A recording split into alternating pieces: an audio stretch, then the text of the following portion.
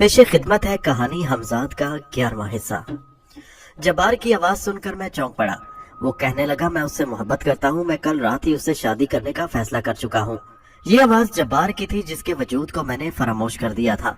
جبار، ہوش میں آؤ، کیا تمہیں معلوم ہے کہ تم شیخ کرامت سے ہم کلام ہو؟ میں نے چیخ کر کہا۔ ہاں مجھے علم ہے، مگر تمہارا اور میرا معاملہ مختلف ہے۔ تم صرف ایک ابو الحوث ہو اور میں اس سے عشق کرتا ہوں۔ تم مجھ پر ظلم نہیں کر سکتے۔ بکواس مت کرو، ورنہ… میں اتنی زور سے چیخا کہ مجھے کھانسی آ گئی۔ ورنہ کیا؟ تم میرا کچھ نہیں بگاڑ سکتے، جو قوت تمہارے پاس ہے وہ میرے پاس بھی ہے۔ جبار نے تیش میں آ کر کہا، کیا تمہیں اپنے الفاظ کے معنی معلوم ہے کہ تم کیا کہہ رہے ہو؟ تم شیخ کرامت سے ٹکرانے کی کوشش کر رہے ہو۔ میں نے بمشکل اپنے غصے پر قابو کرتے ہوئے کہا، میں نے جو کہا ہے میں بخوبی اس کے معنی جانتا ہوں۔ میں ہرگز ماپارا کو تمہاری بینٹ نہیں چڑھنے دوں گا۔ جبار نے ترکی بترکی جواب دیا۔ احسان فراموش، میں آخری مرتبہ پوری قوت سے چیخا اور پھر ایک دن اب اپنے حمزاد سے مخاطب ہو گیا تاکہ اسے جبار کی دھجیاں اڑانے کا حکم دے سکوں۔ لیکن اس سے پہلے کہ میں حمزاد کو کوئی حکم دے سکتا، مجھے اس کی سرد آواز سنائی دی جس نے میرے تن بدن میں آگ لگا دی۔ جبار صحیح کہتا ہے، اسے واقعی ماپارا سے عشق ہے۔ آپ کو اس کے حق میں دستبردار ہو جانا چاہیے۔ میں نے اس سلسلے میں تم سے کوئی مشورہ نہیں مانگا، میں نے انتہائی ضبط سے کام لیتے ہوئے حمزاد سے کہا، اور میں تمہیں حکم دیتا ہوں کہ اس احسان فراموش کی دھجیاں بکھیر دو۔ آپ غلطی پر ہیں۔ مجھے حمزاد کی آواز میں حکم عدولی کا عنصر نظر آیا۔ یہ پہلا موقع تھا کہ حمزاد بھی سرکشی پر آمادہ نظر آ رہا تھا۔ اس سے پہلے اس نے کبھی میرے کسی حکم کو ماننے سے اجتناب نہیں کیا تھا۔ میں دیکھ رہا تھا کہ میری بے بسی پر جبار مسکرا رہا تھا۔ میرے لیے اب مزید برداشت کرنا مشکل تھا۔ میں حمزاد پر برس پڑا۔ میں تم سے جو کچھ کہہ رہا ہوں کرو، تمہیں یہ حق نہیں پہنچتا کہ غلط اور صحیح کا فیصلہ کرو۔ حمزاد نے جواب دیا، میں اس پر مجبور ہوں۔ میں نے سوال کیا، تمہیں کس نے مجبور کیا ہے؟ میری صداقت نے، حمزاد بولا۔ بکو مت۔ مجھے اب حمزاد پر بھی شدت سے غصہ آ گیا تھا۔ اسی وقت مجھے جبار کی آواز سنائی دی۔ وہ مجھ سے مخاطب تھا، میں اب تمہارے ساتھ نہیں رہ سکتا۔ میرے اور تمہارے راستے مختلف ہو چکے ہیں۔ میں اسی وقت یہ جگہ چھوڑ کر جا رہا ہوں۔ میں جانتا ہوں کہ تم ماپارا کو اپنی ہوس کی آگ میں نہ جلا پاؤ گے۔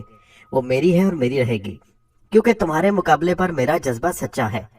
میں پتھر سا بنا اس کی باتیں سنتا رہا، سوٹ کیس اٹھا کر اسے فلیٹ سے جاتے ہوئے دیکھتا رہا، جیسے یہ سب کچھ حقیقت نہ ہو، کوئی نہایت تکلیف دہ خواب ہو۔ میں نے خود کو اتنا بے بس اور لاچار کبھی محسوس نہیں کیا تھا۔ جب باہر چلا گیا تو میں ایک دم چیخ پڑا، اب تم بھی دفع ہو جاؤ۔ حمزاد جو اب تک میرے پاس کھڑا تھا، میرا یہ فکرہ سنتے ہی غائب ہو گیا۔ میری دنیا اندھیر ہو چکی تھی۔ حمزاد ہی میرے لیے سب کچھ تھا اور آج اس نے پہلی مرتبہ میرا حکم ماننے سے انکار کر دیا تھا۔ میرے لیے اس سے زیادہ تکلیف دہ بات کیا ہو سکتی تھی؟ اچانک منزل میرے قریب آ کر بہت دور ہو گئی تھی، اتنی دور جس کا میں نے تصور بھی نہیں کیا تھا۔ یہ سب کچھ اچانک اور دیکھتے دیکھتے ہو گیا۔ مجھے اپنی روح جھلستی ہوئی محسوس ہو رہی تھی۔ بار بار میری آنکھوں میں ماپارا کا چہرہ گھومتا اور میں تل ملا کر رہ جاتا۔ میں کافی دیر تک کمرے میں بے چینی سے ٹہلتے ٹہلتے تھک گیا تھا۔ میرے اعصاب ٹوٹنے لگے تھے۔ آخر میں تھک کر بستر پر ڈھیر ہو گیا۔ نہ جانے کب تک میں اندر ہی اندر سلگتا رہا۔ اپنی مجبوری اور بے بسی پر نہ جانے کب تک میں بلکتا رہا، اور نہ جانے کب میری آنکھ لگ گئی۔ کسی نے میرا بازو پکڑ کر ہلایا تو میں نے آنکھیں کھول دی۔ میری نظر حمزاد پر پڑی اور میں نے اس کی طرف سے منہ پھیر کر انتہائی غصے اور نفرت سے کہا، میں نے تو تمہیں نہیں بلایا، پھر تم کیوں آئے ہو؟ چلے جاؤ یہاں سے اور مجھے میرے حال پر چھوڑ دو۔ میں آپ کے حکم پر ایسا بھی کر سکتا ہوں، مگر میں ایسا نہیں کروں گا۔ مجھے جبار کے بارے میں آپ کے حکم مطلوب ہے، حمزاد نے کہا۔ مجھے اب نہ جبار سے دلچسپی ہے اور نہ اس کے بارے میں بات سے، میں نے جواب دیا۔ کیا آپ اس کی احسان فراموشی بھول گئے؟ نہیں، مجھے سب کچھ یاد ہے، اس کی احسان فراموشی بھی اور تمہاری حکم عدولی بھی۔ میرے لہجے کی چبن کو حمزاد نے بھی محسوس کر لیا، لیکن میں نے اس کی پرواہ کیے بغیر کہتا گیا، کیا اب بھی تمہارے پاس کوئی ایسا نشتر باقی ہے جو تم نے میری روح میں چبونا ہے؟ بولو، جواب دو۔ سر جھکائے کیوں کھڑے ہو؟ کیا اب بھی میری بے عزتی میں کوئی کسر باقی رہ گئی ہے جسے تم پورا کرنے آئے ہو؟ میں سخت شرمندہ ہوں، مگر مصلحت کا تقاضا وہی تھا جو میں نے کیا، حمزاد نے جواب دیا۔ تو میری بے عزتی میں مصلحت تھی۔ میرا پارا چڑھنے لگا۔ آپ ایک مرتبہ میری بات تو پوری سن لیں، پھر اس کے بعد آپ کو اختیار ہوگا کہ جو چاہے فیصلہ کریں۔ میں حمزاد کی بات سن کر خاموش رہا۔ میں نے اس کی بات سننے کی خواہش ظاہر نہیں کی تھی، لیکن یہ جاننے کے لیے ضروری بیتاب تھا کہ وہ مصلحت کیا تھی جس نے حمزاد کو میرا حکم ماننے سے روک دیا تھا۔ حمزاد نے میرے چہرے سے اندازہ لگا لیا کہ میں اس کی بات سننے کا منتظر ہوں۔ اس کے بعد وہ مجھے حالات سے آگاہ کرنے لگا۔ آپ کو یاد ہوگا کہ جس رات ہم نے ماپارا پر حملہ کیا اور اس پر قابو پا لیا، تو وہاں سے لوٹتے وقت جبار اور ماپارا کی نظریں ایک دوسرے سے ملی تھی، और जब्बार मबहूत सा खड़ा था। और फिर जब मैंने उसका शाना हिलाया तो वो जैसे किसी ख्वाब से बेदार हुआ और वो कमरे से निकलते भी पीछे मुड़ मुड़ कर देखता जा रहा था। वो सब कुछ बेमैनी नहीं था। मापारा अच्छी तरह जान चुकी थी कि अब वो आपसे मुकम्मल तौर पर शिकस्त खा चुकी है। उसने बाजी हारते हारते फिर एक चाल चल दी। उसे अगर कोई जिद थी तो सिर्फ ये कि वो आपके सामने ना झुके। उसे इल्म था कि इस पर दो हमजादों की मदद से काबू पाया गया है। उसकी कुव्वतों को तो खैर अब मसलूब होने से नहीं बचाया जा सकता था, मगर ये जरूर मुमकिन था कि वो जब्बार को अपने हुस्न में गिरफ्तार करके आपसे सरकशी पर आमादा कर दे। जब्बार उसके हुस्न से इस हद तक मुतासिर हुआ कि वो आपसे टकराने तक आमादा हो गया, और यही मापारा का मकसद था। मैं नहीं कह सकता कि अगर मैं उस वक्त आपका हुक्म मान लेता और जब्बार को कोई नुकसान पहुंचाने की कोशिश करता तो क्या सूरत हाल पेश आती, लेकिन मैं इस बात से जरूर आगाह था कि ऐसी सूरत में जब्बार अपने हमजाद की मदद जरूर हासिल करता, और फिर क्या होता ये कुछ नहीं कहा जा सकता। हाँ, ये मुमकिन था कि मापारा अपने मकसद में कामयाब हो जाती। हो सकता था कि मैं और जब्बार का हमजाद दोनों आपस में टकरा कर खत्म हो जाते, और ना सिर्फ जब्बार अपने हमजाद से महरूम हो जाता बल्कि आप भी मेरी गैर मौजूदगी में बेदस्तों पा होकर रह जाते, और ये नतीजे बड़े भयानक होते। मैं अब आपको ये भी बता दूं कि अगर दो हमजाद एक जगह मौजूद हों तो एक दूसरे की गुफ्तगू सुनने के अहल हो सकते हैं। जब्बार के हमजाद की मौजूदगी में मैं आपको उन तमाम तफसीलात से आगाह नहीं कर सकता था, और ऐसी सूरत में तो हरगिज नहीं जबकि जब्बार सरकशी पर आमादा था। मैंने बहुत कम अरसे में तमाम हालात पर गौर किया और फैसला कर लिया कि इस वक्त जब्बार से टकराना किसी भी सूरत हमारे हक में नहीं है। मैं वाकिफ था कि आप मेरी हुक्मदुली पर सख्त नाराज होंगे, लेकिन मैं आपकी वक्ती नाराजगी को बर्दाश्त करने पर मजबूर था। जब्बार के हमजाद ने जब उसे ये बताया कि मैंने आपका हुक्म मानने से इनकार कर दिया है तो वो मुतमईन हो गया। फिर उसने फैसला किया कि उसे यहाँ नहीं रहना चाहिए, और वो अपने हमजाद के साथ यहाँ से चला गया। मेरा मकसद दरअसल यही था कि जब्बार पर जाहिर कर दूं कि मैं पीछे हट गया हूँ, ताकि वो बड़े इत्मीनान से चला जाए, और उसके चले जाना ही उसकी तबाही है और कुछ नहीं। इतने दिन आपके साथ रहकर जब्बार को एहसास हो चुका था कि वो कितनी बड़ी पुरस्रार कुव्वत का मालिक है और वो उससे क्या क्या काम ले सकता है। यहाँ से निकलकर जब्बार ने अपने हमजाद को हुक्म दिया कि उसे किसी महफूज जगह पहुंचा दिया जाए। उसके हमजाद ने उसे पार्क सर्कस के इलाके में एक गैर आबाद मकान में पहुंचा दिया। आप शायद ये भी ना भूले होंगे कि जब्बार कई रातों का जागा हुआ था। उसे नींद की सख्त जरूरत थी, मगर जाहिर है उसका हमजाद उसे सोने क्यों देता। उसके सोने के लिए जरूरी था कि उसका हमजाद उसके पास ना मौजूद हो, और उसकी एक ही सूरत थी। मेरी तवक्को के मुताबिक जब्बार ने अपने हमजाद को हुक्म दिया कि वह मापारा को उठा लाए। मैं वाकिफ था कि वो इस सूरत हाल में सिवाय मापारा के किसी और की ख्वाहिश नहीं करेगा, क्योंकि मापारा ही उसके दिल पर और दिमाग पर छाई हुई थी। जब मापारा उसके पास पहुंची तो उसने जब्बार को लाख समझाने की कोशिश की कि ऐसा करना उसके लिए खतरनाक हो सकता है, लेकिन मापारा की तमाम पुरस्रार कुव्वतें सल्ब हो चुकी थी। अब वो कतई एक मामूली और लाचार लड़की थी जो अपनी हिफाजत के लिए भी कुछ नहीं कर पाती। जब्बार को रोकने का मकसद सिर्फ यही था कि उसकी दानिस्त में ये सब कुछ जब्बार के हक में बेहतर नहीं था।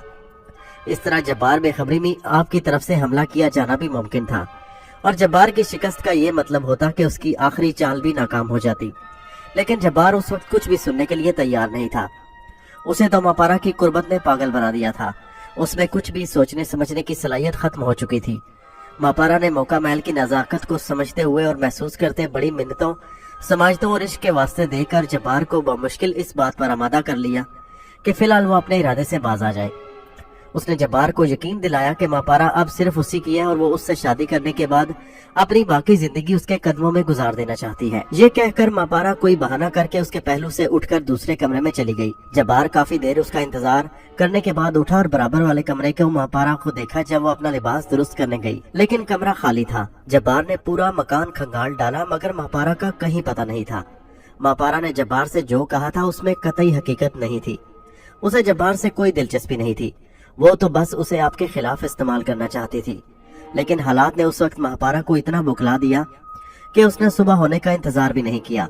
उसे खतरा था कि अगर वो सुबह तक जब्बार के साथ रही तो जब्बार किसी भी तरह अपने जज्बात को काबू में न रख सकेगा, जबकि मापारा कतई यही नहीं चाहती थी कि जब्बार अपने मकसद में कामयाब हो जाए। मापारा मकान से निकलकर पैदल ही एक तरफ चलने लगी। उसने ये भी ना सोचा कि पार्क सर्कस से इतनी रात गए लोअर चित रोड पर पहुंचना कतई नामुमकिन है। उस वक्त किसी सवारी के मिलने का इम्कान भी नहीं था। मापारा इंतहाई दिल बर्दाश्ता थी। वो अपने ख्यालों में खोई जा रही थी कि गश्त पर निकलने वाले पुलिस के एक दस्ते ने उसे हिरासत में ले लिया। वो उसे कोई आवारा बदकिरदार लड़की समझ बैठे थे। अब मापारा पार्क सर्कस थाने के हवालात में कैद है और जब्बार बेखबर पड़ा सो रहा है। उसका हमजाद उसके पास नहीं, उसे इस हालत में खत्म भी किया जा सकता है और किसी बड़ी मुसीबत में भी फंसाया जा सकता है। अब जो आपका हुक्म हो उस पर अमल किया जाए, क्योंकि अभी सुबह होने में 3 घंटे बाकी हैं और ये 3 घंटे हमारे लिए बहुत अहम है। मैं समझता हूँ कि अब तमाम हालात जानने के बाद आपकी नाराजगी दूर हो चुकी होगी। हमजाद ने बात खत्म करते हुए मेरी तरफ रहम तलब नजरों से देखा। हमजाद ने मुझे जो कुछ बताया था उससे मैं बहुत मुतासिर हुआ और वक्ती तौर पर मुझे उसकी तरफ से जो बदगुमानी हुई थी वो मेरे दिल से निकल गई। इसमें कोई कलाम नहीं कि तुम्हारे अमल से मुझे जो रूहानी अजियत पहुंची थी वो अपनी जगह, लेकिन तुमने मुझे जिन हालात से आगाह किया उन्हें देखते हुए मैं तुम्हारा हर कसूर माफ करता हूँ। लेकिन मैं कोई कदम उठाने से पहले कुछ जानना चाहता हूँ। उसका ताल्लुक जब्बार के हमजाद से है। जब्बार को मैं आसानी से मरने नहीं दूंगा। उसने मेरी फतह शिकस्त में बदलने की कोशिश की थी, जिसकी सजा उसे भुगतनी पड़ेगी और बहुत सख्त सजा। मैं मापारा के लिए जिन अजाबों से गुजरा हूँ और मैंने जो जो मुसीबतें झेली हैं उनसे तुम भी बखूबी वाकिफ हो। जब्बार को अगर इस वक्त हमेशा की नींद सुला दिया जाए, बात ही क्या होती। मैं उसे तड़पा तड़पा कर मारना चाहता हूँ, लेकिन उससे पहले जैसा कि मैं कह चुका हूँ, मैं जब्बार के हमजाद के बारे में कुछ जानना चाहता हूँ। मैं समझता हूँ कि जो पुरस्कार कुव्वतें तुम्हें हासिल हैं वही उसके हमजाद के पास भी है। क्या मैं गलत कह रहा हूँ? मैंने अपनी बात अधूरी छोड़कर हमजाद से सवाल किया। किसी हद तक आपकी बात दुरुस्त है, लेकिन इससे कतई नजर चंद बातों पर आपकी तवज्जो नहीं। वो इस ज़िम्मन में बुनियादी बातें हैं। किसी भी हमजाद की पुरस्कार कुव्वतों का तल्लक उसे काबू में करने वाले की कुव्वते इरादी से है। जो शख्स जितने कुव्वते इरादी का मालिक होगा, उसका हमजाद भी उसी कदर ज्यादा कवी होगा। एक फर्क तो मेरे और आपके दरमियान यही है। जब्बार क्योंकि मजबूत कुव्वते इरादी का मालिक नहीं, इसलिए उसका हमजाद भी कुव्वत में उतरा नहीं जितना आपका ये गुलाम है। दूसरी बुनियादी बात यह कि आमिल और उसके हमजाद में जहनी यकानगत और इश्तराक बहुत जरूरी है, जो मेरे और आपके दरमियान तो मौजूद है, मगर जब्बार और उसके हमजाद के दरमियान नहीं। यही सबब है कि उसका हमजाद खुद अपनी तरफ से ना तो उसे कोई मशवरा देता है और ना ही आने वाले खतरात से आगाह करता है, यहाँ तक कि वो उसे सोने तक नहीं देता। इसका सबब आप जानते ही हैं कि जब्बार के अमल में कुछ खामी रह गई थी। जब्बार उसे जो हुक्म देगा वह सिर्फ उसी पर अमल करने का पाबंद है, ख्वाह उसके नताइज जब्बार के हक में हो या ना हो। गालिबन आप अच्छी तरह समझ गए होंगे मुझ में और जब्बार के हमजाद में क्या फर्क है। हमजाद ने मुझे पूरी तफसील से आगाह कर दिया। वक्त तेजी से गुजरता जा रहा था और अब मुझे तमाम हालात को जानने के बाद जब्बार और मापारा के बारे में कोई फैसला करना था। मैं आंखें बंद करके सोचने लगा। मापारा तक पहुंचने के लिए जब्बार को रास्ते से हटाना जरूरी था। सोचते सोचते मेरा जहन माजी के एक वाकये की तरफ चला गया, जब मैं नापाकी की हालत में पुलिस के हत्थे चढ़ गया था और मुझे जेल का मुंह देखना पड़ा। फिर मुझे जेल के मसाइब और तकलीफें याद आई। पुलिस जब्बार की तलाश में थी। वो उसकी नजर में एक खतरनाक मुजरिम था। अगर वो किसी तरह पुलिस के हत्थे लग जाए तो उसके लिए सिवाय फांसी के कोई और सजा नहीं हो सकती। यही नहीं बल्कि उसे सजाए मौत पाने से पहले तरह तरह की अजियतों से गुजरना पड़ेगा, क्योंकि वो एक अंग्रेज का कातिल भी है। उस पर अंग्रेजों के खिलाफ काम करने वाली खुफिया तंजीमों में शामिल होने का इल्जाम भी है। यकीनन वो इन खुफिया तंजीमों के बारे में जानने के लिए उसे इंतहाई अजियतें देंगे, चाहे वो अजियतें बर्दाश्त करते करते मर ही क्यों न जाए, जिनके बारे में वो कुछ नहीं जानता। और जब वो नहीं बताएगा तो अजियतें और बढ़ा दी जाएंगी। वक्त कम रह गया है। हमजाद की आवाज ने मेरे ख्यालों का सिलसिला तर्क कर दिया। मैं एक नतीजे पर पहुंच चुका हूँ, वो ये कि तुम्हें कोई ऐसी तदबीर करनी पड़ेगी कि जब्बार को इसी वक्त और इसी हालत में गिरफ्तार कर लिया जाए। मैंने कहा, ऐसा मुमकिन है, हमजाद ने जवाब दिया। फिर बोला, लेकिन इस सूरत में एक खतरा भी है। वो ये कि पुलिस को वो आपकी यहाँ मौजूदगी के बारे में इतला दे सकता है और इस फ्लैट का पता भी बता सकता है। तुम्हारा कहना दुरुस्त है, लेकिन क्या हम इस वक्त कहीं और मुंतकिल नहीं हो सकते? मुश्किल जरूर है लेकिन नामुमकिन नहीं, हमजाद ने कहा। फिर कुछ सोचकर बोला, खतरा तो बहरहाल है, मगर ये रात आपको जिक्रिया स्ट्रीट की नाखुदा मस्जिद में गुजारनी पड़ेगी। सुबह होते ही मैं किसी दूसरे फ्लैट का इंतजाम कर दूंगा। ठीक है, तुम मुझे वहां पहुंचा दो, सुबह जो होगा देखा जाएगा। खतरा तो कदम कदम पर है, आखिर इनसे कब तक बचा जा सकता है? और मापारा के बारे में क्या इरशाद है? हमजाद ने पूछा। मेरा ख्याल है कि 2-3 घंटे हवालात में गुजारने से उसका कुछ नहीं बिगड़ेगा और ऐन मुमकिन है कि सुबह होते ही उसके अजीज उसकी जमानत करा ले। फिलहाल तो तुम मुझे नाखुदा मस्जिद पहुंचा कर रवाना हो जाओ। मैं हर कीमत पर सुबह होने से पहले उसे गिरफ्तार देखना चाहता हूँ। इसके बाद मैंने बहुत जल्दी में अपना जरूरी सामान और कपड़े वगैरह समेट कर अटैची में ठोसे और हमजाद के हमरा रवाना हो गया। मेरे इल्म में नहीं था कि जिक्रिया स्ट्रीट वहां से कितनी दूर है, लेकिन जल्द ही मुझे मालूम हो गया कि कोलोटोला स्ट्रीट के बिल्कुल मुतवाजी जो सड़क है वही जिक्रिया स्ट्रीट है, और उसमें दाखिल होते ही बाएं हाथ को नाखुदा मस्जिद है, जिसका बड़ा दरवाजा उस वक्त अंदर से बंद था। लेकिन जाहिर है कि मस्जिद का दरवाजा बंद होना हमजाद के लिए क्या मानी रखता था। उसने चंद ही लम्हों में मुझे निहायत एहतियात और खामोशी के साथ मस्जिद के दालान में पहुंचा दिया, जहां मेरी ही तरह और भी चंद मुसाफिर सोए हुए थे, जिन्हें शायद किसी मुसाफिर खाने में जगह नहीं मिल पाई थी। मैं भी बगैर कोई आवाज पैदा किए अटैची केस और अपनी बैसाखियां सिरहाने रखकर एक शख्स से जरा फासले पर दराज हो गया। मैंने जब्बार को अजियत में मुब्तला करने और उससे इंतकाम लेने के लिए तमाम मुसीबत उठाई थी, वरना एक सूरत यह भी थी कि उसे सोते में खत्म कर दिया जाता। हमजाद अब जा चुका था। मुझे यकीन था कि कुछ ही देर बाद जब्बार पुलिस की कैद में होगा। हमजाद पर अब मेरा एतमाद दिन ब दिन बढ़ता जा रहा था। मैंने चाहा कि करवट बदल के कुछ देर के लिए सो रहूं, मगर जहन में इतने ख्यालात का हजूम था कि कोशिश के बावजूद नींद न आई। फिर यूं ही आंखें बंद किए मुझे एक मशगला सूझा। मैं अब अपने तस्वर की कुव्वत को बरोए कार ला चुका था। उस वक्त मैं जब्बार के बारे में कुछ वाज़ेह तौर पर देख रहा था कि जब्बार नीम बरहना हालत में एक सिमटी सिमटाई चादर पर पड़ा था। चादर जमीन पर बिछी हुई थी। कमरे में मोमबत्ती का हल्का उजाला फैला था, जो अब बुझने के करीब था। इसका मतलब ये था कि पुलिस अब तक उसे गिरफ्तार नहीं कर सकी है। मैंने अपने दायरा तस्वुर को और वसी किया। अब मैं उस मकान के बाहर भी देखने का अहल था। अब मुझे माहौल का जायजा लेते हुए चंद ही लम्हे गुजरे थे कि मैंने उस मकान के चारों तरफ गलियों में कुछ मुतहर्रिक साए देखे, जो रफ्ता रफ्ता हल्का तंग करते जा रहे थे। यकीनन पुलिस जब्बार को गिरफ्तार करने के लिए निहायत एहतियात से काम ले रही थी, और उन्होंने अपनी जीपें उस मकान के कुछ दूर छोड़ दी ताकि उसके शोर से मुजरिम होशियार न हो जाए। मैं फिलहाल इस बात से वाकिफ नहीं था कि हमजाद ने किस तरह पुलिस को इतला दी, मगर मैं अपने अहकामात की तामील होते खुद अपनी आंखों से देख रहा था। मेरे देखते ही देखते बहुत खामोशी से पुलिस आस पास के मकानों में भी दाखिल हो गई। उन मकानों में रहने वाले सख्त खौफजदा नजर आ रहे थे, लेकिन उन्हें कोई भी सवाल करने की इजाजत नहीं दी गई थी, और उनमें खुद भी इतनी हिम्मत न थी कि वो पुलिस की इस कार्रवाई के खिलाफ कोई एहतजाज कर सकते। पुलिस के हमरा उन्हें चंद बड़े अंग्रेज अफसरान भी नजर आ रहे थे, जिनकी सुर्ख सुर्ख आंखों में नींद झांक रही थी। उनके चेहरों पर नागवारी के असरात थे, जैसे वो नावक्त की इस सरगर्मी से सख्त गुस्से में हो। जब्बार की गिरफ्तारी के लिए हुकाम कोई भी गैर मोहतात कदम उठाने को तैयार नहीं थे, इसलिए उन्होंने जब्बार पर हाथ डालने से पहले उसके फरार की तमाम राहें रोक दी थी। वो अपनी नजर में एक इंतहाई खतरनाक मुजरिम को गिरफ्तार करने जा रहे थे, जो एक मर्तबा मिलिट्री की सख्त निगरानी के बावजूद फरार होने में कामयाब हो चुका था, और जिसके फरार पर सख्त कोहराम मचा था। हर तरफ बंदूक की नाले, राइफलें और पिस्तौल नजर आ रहे थे।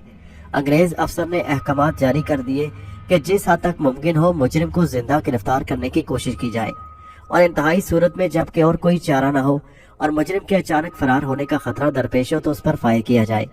ये अहकामात उसने सरगोशी के अंदाज में दिए थे। वो कोई भी खतरा मोल लेने को तैयार नहीं था। उसने दो अफसरों को कुछ इशारा किया, फिर उसके हुक्म पर उस मकान के बाहर एक बड़ी सीढ़ी लगा दी गई। जिन अफसरान को उसने इशारा किया था वो बुलंदी से आगे बढ़े और उस सीढ़ी पर चढ़ने लगे। उन दोनों के हाथों में पिस्तौल थे। चंद ही लम्हों बाद पुलिस की एक बड़ी तादाद अंदर दाखिल हो चुकी थी। पुलिस बहुत जल्द उस कमरे तक पहुंच गई जिसमें मोमबत्ती का उजाला फैला हुआ था। टार्चों की रोशनी तेजी से हर तरफ पड़ रही थी। गालिबन उन्हें खदशा था कि कहीं मुजरिम के साथ उसके दूसरे साथी भी न हो। जब वो मुतमईन हो गए तो हर तरफ से उस कमरे को घेर लिया गया। उसके दरवाजे और खिड़कियों से अब बंदूकें और राइफलों की नालें झांक रही थी, लेकिन उसके बावजूद अब तक किसी में इतनी हिम्मत नहीं हो रही थी कि कमरे में दाखिल होकर बेखबर सोते हुए जब्बार पर हाथ डाल सके। अंग्रेज अफसरान के चेहरों पर अब भी खौफ की परछाइयां थी। वो कुछ ज्यादा जरूरत से खौफजदा थे, क्योंकि वो जब्बार से डर रहे थे, क्योंकि उन्हें बताया गया था कि वो अंग्रेजों के खिलाफ काम करने वाली खुफिया तंजीमों के सरबराह का दस्ते रास्त है। जाहिर है वो कोई मामूली या गैर अहम आदमी तो नहीं होगा। अंग्रेज अफसरान पिस्तौल ताने दरवाजे में खड़े थे। उनमें खुद तो इतनी हिम्मत नहीं थी कि जब्बार तक पहुंच पाते। उन्होंने चंद दूसरे हिंदुस्तानी अफसरों को आगे बढ़कर जब्बार को गिरफ्तार करने का हुक्म दिया। जब्बार अब तक वे हालात से बेखबर उसी तरह महवे ख्वाब सो रहा था। अब 3-4 हिंदुस्तानी अफसर बहुत आहिस्ता कदम उठाते उसकी तरफ बढ़ रहे थे, और मैं ये मंजर देखकर अंग्रेज अफसरों की बुज़दिली पर खोल रहा था, जो पुलिस की इतनी बड़ी तादाद साथ होने के बावजूद खौफजदा और डरे नजर आ रहे थे। फिर वो मंजर मेरे लिए इंतहाई पुरमसरत था जब मैंने जब्बार के हाथों में हथकड़ियां पड़ते देखी और उसे एकदम घबरा कर उठते देखा। वो फटी फटी आंखों से हर तरफ देख रहा था, जैसे वो समझ न पा रहा हो कि एकदम क्या हो गया। मैंने उससे ज्यादा देखने की जरूरत महसूस ही ना की और आंखें खोल दी। मेरे पास आस पास सोने वालों के खर्राटे गूंज रहे थे। अभी सुबह होने में कुछ देर बाकी थी। मैं चाहता था कि जल्द से जल्द सुबह हो ताकि मैं यहाँ से किसी महफूज मकाम पर मुंतकिल हो जाऊं। जब्बार की गिरफ्तारी के बाद मेरा उस तरह खुलेआम फिरना खतरनाक हो सकता था। यकीनन जब्बार पुलिस को मेरे बारे में बता देगा और अगर उसने खुद ऐसा भी ना किया तो पुलिस उस पर तशद्दुद करके मेरे बारे में मालूमात हासिल करने की कोशिश करेगी और जब उन्हें यह मालूम होगा कि मैं भी कलकत्ता में हूँ तो फिर तेजी से मेरी तलाश शुरू हो जाएगी। उस वक्त मेरे जहन में एक और ख्याल आया कि कहीं जब्बार को उसकी मोहलत न मिल जाए कि वो गुस्ल कर ले। इस सूरत में उसका पुलिस की गिरफ्त से निकल जाना मुमकिन था। इस ख्याल के पेश नजर मैं चाहता था कि हमजाद को उस तरफ से भी मोहतात कर दूं, लेकिन यहाँ मस्जिद में दूसरे अफराद की मौजूदगी के सबब हमजाद से हम कलाम होना किसी खतरे का पेश खेमा हो सकता था। मुझे सुबह का इंतजार था और सुबह होने में नहीं आ रही थी और लम्हा ब लम्हा मेरी बेचैनी में इजाफा होता जा रहा था। मैंने अपने जहन को इंतजार की कोफत से निकालने के लिए एक मर्तबा फिर अपने तस्वुर की कुव्वत का सहारा लिया। इस मर्तबा मेरी आंखें उस चेहरे की तलाश में थी जिसके लिए मैंने कितनी ही रातें और कितने दिन तड़प तड़प कर गुजारे थे। आखिर चेहरा मेरे सामने वो आ ही गया। यह चेहरा मापारा का था।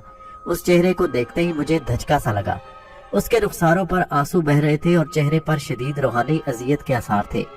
चंद ही लम्हों बाद मेरी समझ में सब कुछ आ गया और जो कुछ मैं समझा उसने मेरा खून खोल दिया। वो हवालात तो नहीं थी मगर पार्क सर्कस के थाने का एक कमरा था। उस कमरे के बाहर थाना इंचार्ज की तख्ती लगी हुई थी। मापारा को पुलिस ने जिस हालत में गिरफ्तार किया था उससे उन्होंने यही अंदाजा लगाया होगा कि वो कोई आवारा लड़की है। फिर जाहिर है आवारा हसीन लड़की के साथ जो कुछ किया जाना चाहिए था वही हो रहा था। मापारा का ये हशर होगा उसके बारे में मैंने सोचा भी नहीं था। ये मापारा की इंतहाई जिल्लत थी। मस्जिद का बड़ा दरवाजा अब खुल चुका था। मेरे आसपास सोने वाले एक एक करके बेदार होने लगे थे। मैंने जल्दी से अपना सूटकेस उठाया और बैसाखियां संभालता हुआ तेजी से मस्जिद के दरवाजे से निकलकर खुली सड़क पर आ गया। सड़क अभी दूर तक सुनसान पड़ी थी।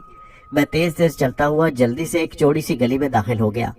मुझे हमजाद को तलब करने के लिए किसी ऐसी ही जगह की तलाश थी जहां से फौरन किसी के गुजरने का खदशा न हो। हमजाद के पहुंचते ही मैंने बगैर उसकी कोई बात सुने बेताबी से पूछा।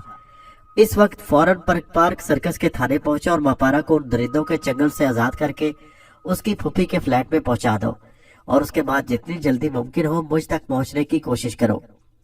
हमजाद मेरा हुक्म सुनकर फौरन रवाना हो गया और मैं उस गली से निकलकर फिर वक्त गुजारी के लिए खुली सड़क पर आ गया। अब इक्का दुक्का नमाजी मस्जिद की तरफ जा रहे थे।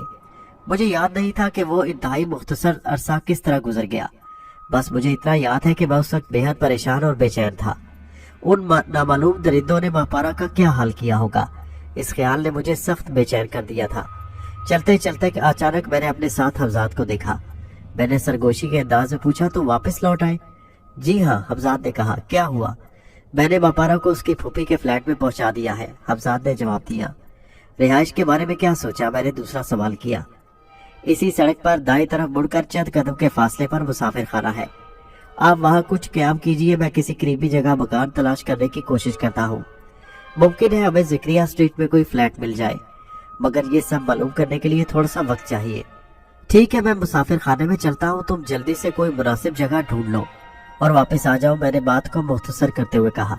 मैं नहीं चाहता था कि कोई राहगीर मुझे इस तरह अकेले आते जाते बुड़बुड़ाते सुने, क्योंकि बज़ाहिर मैं अकेला ही चला जा रहा था।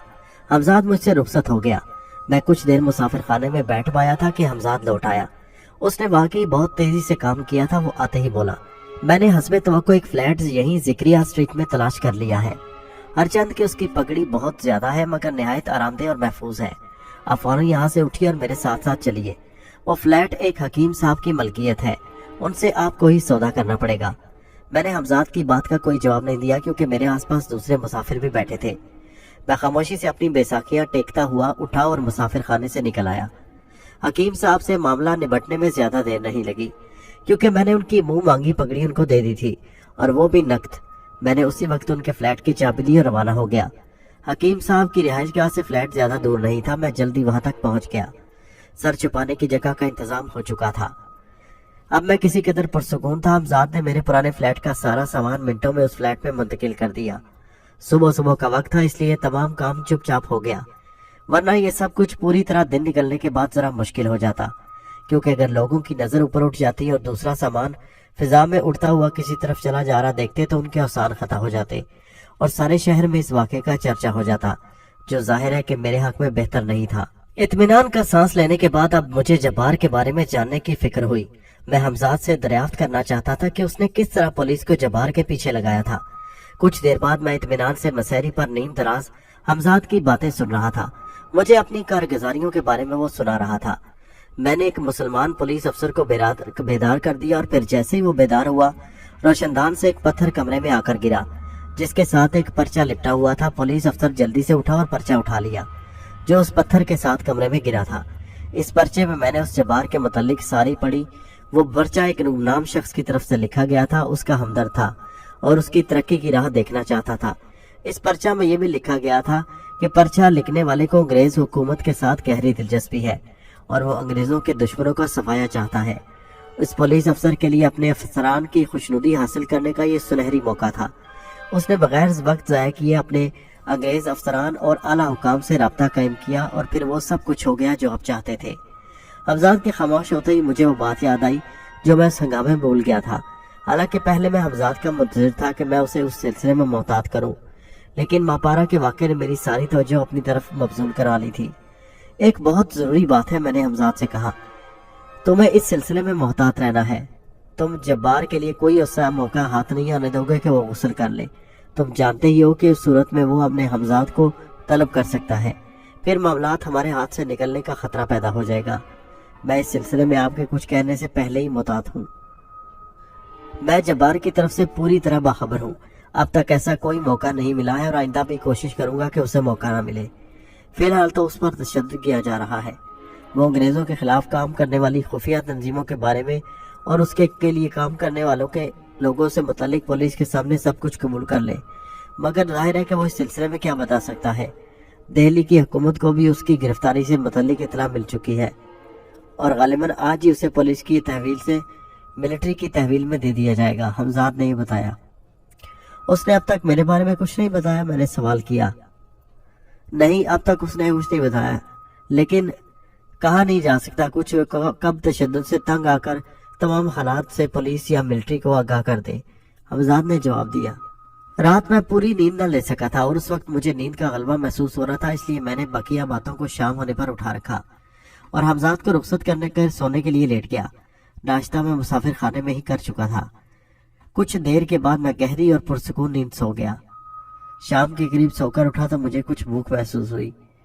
میں نے حمزات کو طلب کر کے کھانا منگایا۔ کھانے سے فارغ ہو کر میں نے حمزات کو مخاطب کیا، جسے ابھی میں نے جانے کی اجازت نہیں دی تھی۔ آج کی رات میری زندگی کی یادگار رات ہوگی، میں نے حمزات کو مخاطب کرتے ہوئے کہا، مگر خلاف معلوم مجھے اس کے چہرے پر فکر مندی کے آثار نظر آئے۔ میں نے اس کی بات کو محسوس کرتے ہوئے کہا، شاید تم میری بات سن کر الجھو گے، میری مراد ماپارا سے ہے۔ حمزات بولا، مجھے یہی تو دکھ ہے کہ اب وہ رات کبھی نہیں آئے گی۔